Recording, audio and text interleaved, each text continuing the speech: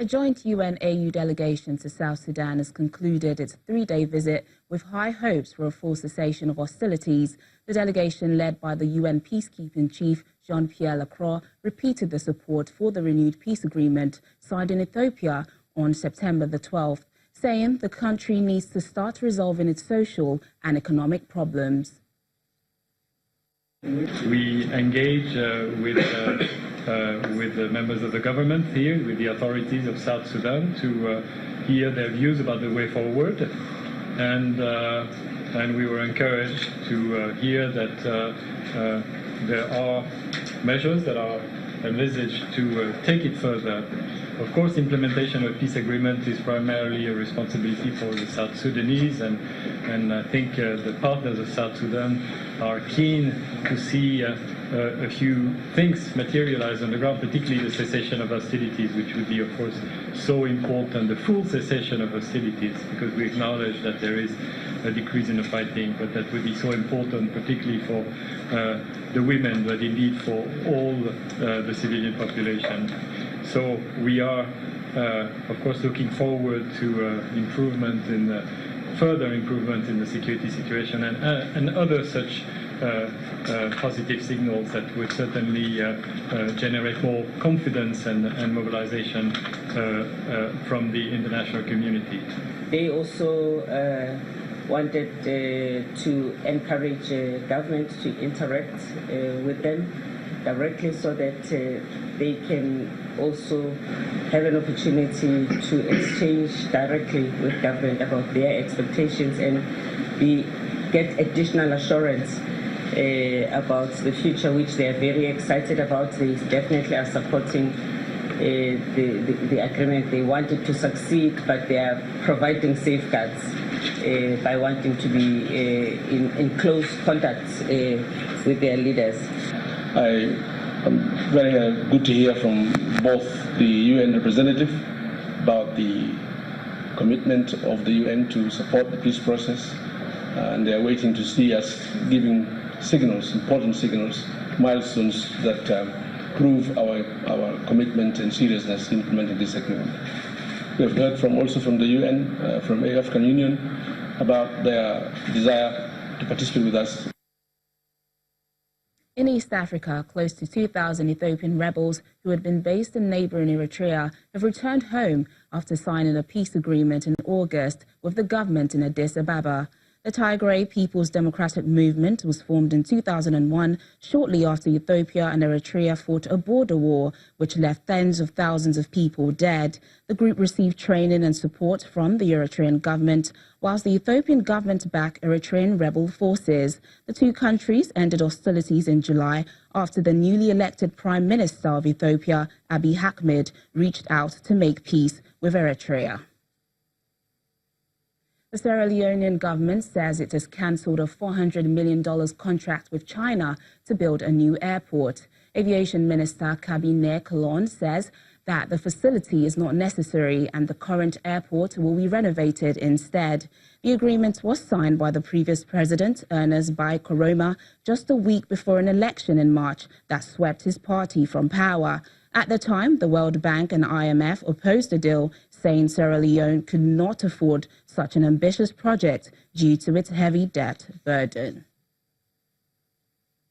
Sub-Saharan African economies are still recovering from the slowdown in 2015-2016, where growth is slower than expected. That's according to the October 2018 issue of Africa's Pulse, the biannual analysis of the state of African economies by the World Bank. The average growth rate in the region is estimated at 2.7% in 2018, which represents a slight increase from 2.3% in 2017.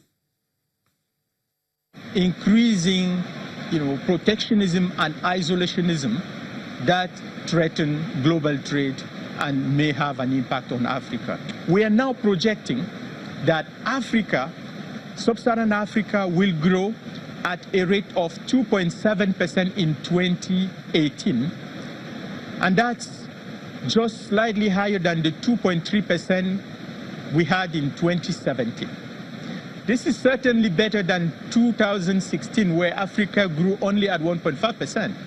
but this is just slightly above population growth.